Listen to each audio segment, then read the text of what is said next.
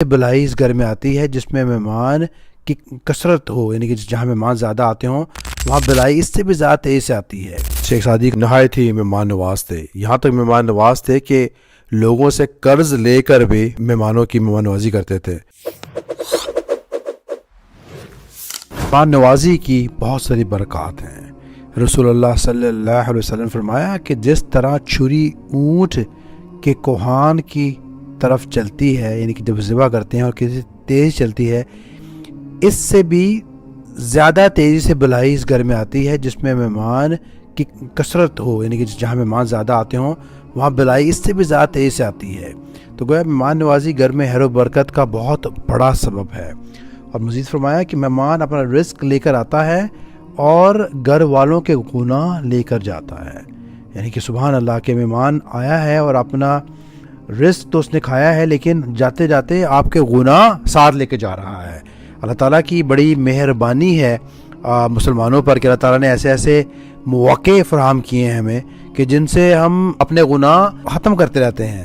ایک اور حدیث میں آتا ہے کہ ہر شے کی ایک زکوٰۃ ہے اور گھر کی زکوٰۃ مہمان خانہ ہے، یعنی کہ مہمان کو کھلانا ایک قسم کی زکوٰۃ ہے، آپ گھر کی زکوٰۃ ادا کر رہے ہیں۔ اور حدیث میں بہت زیادہ اس کی فضیلت بیان کی گئی ہے کہ مہمان کے ساتھ آپ نے کیسا سلوک کرنا ہے۔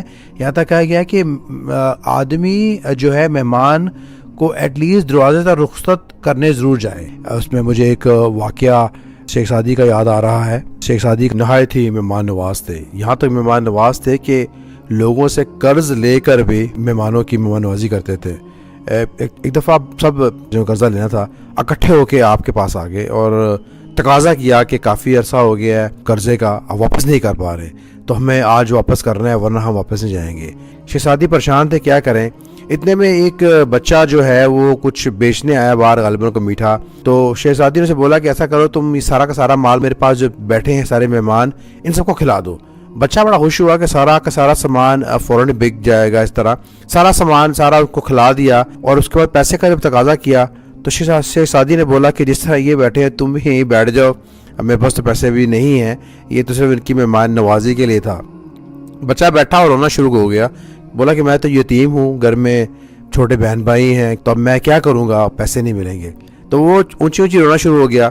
روتے روتے اچانک سے شیخ سعدی کا ایک مرید آیا اور آپ کی نظر اس نے 400 دینار ہتھیا کیا، تو آپ نے وہ 400 دینار لیا، سب کا قرضہ اتار دیا، اس بچے کا قرضہ بھی اتار دیا، تو سب بخوشی وہاں سے نکل پڑے۔ لیکن ایک قرضدار رک گیا جو سمجھدار تھا، وہ بولا کہ شیخ سعدی یہ کیا معاملہ ہوا، ہم کتنے عرصے سے پیسہ مانگ رہے ہیں لیکن مل نہیں رہا اور آج جب ملا سب کو مل گیا۔ تو شیخ سعدی نے بڑا زبردست جواب دیا، بولے کہ تم میں سے کوئی بھی رونے والا نہیں تھا، آج جو بندہ جسے پیسے لیے بچہ وہ رونے والا تھا اور اللہ نے اس کی پکار کے بدلے تم سب کا قرضہ بھی اتار دیا۔ تو اللہ کے نزدیک رونے کی بڑی اہمیت ہے، اللہ کے نزدیک آنسو کی بڑی اہمیت ہے۔ حدیث میں آتا ہے کہ آنسو کا ایک قطرہ جہنم کی آگ کو بجھانے کے لیے کافی ہے۔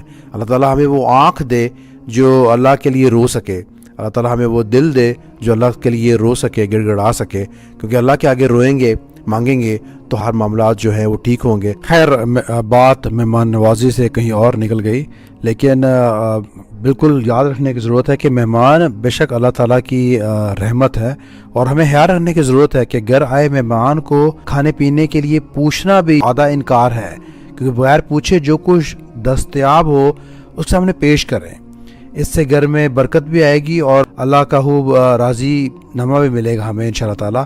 مجھے ایک اور بات یاد آ رہی ہے کہ امام نووی رحمۃ اللہ علیہ السلام فرماتے ہیں کہ مہمان نوازی کرنا آداب و اسلام ہے اور انبیاء صالحین کی سنت ہے، گویا کہ سب نبیوں کی یہ سنت رہ چکی ہے مہمان نوازی کرنا۔ مہمان بے شک جنت کا راستہ ہے، اور تمام کرتے ہیں یہاں پر ختم کرتے ہیں ایک اور حدیث سے آپ نبی کریم صلی اللہ علیہ وسلم کی کہ اب آپ نے فرمایا کہ جس گھر میں مہمان آتے جاتے رہتے ہیں اللہ اس گھر سے محبت کرتا ہے۔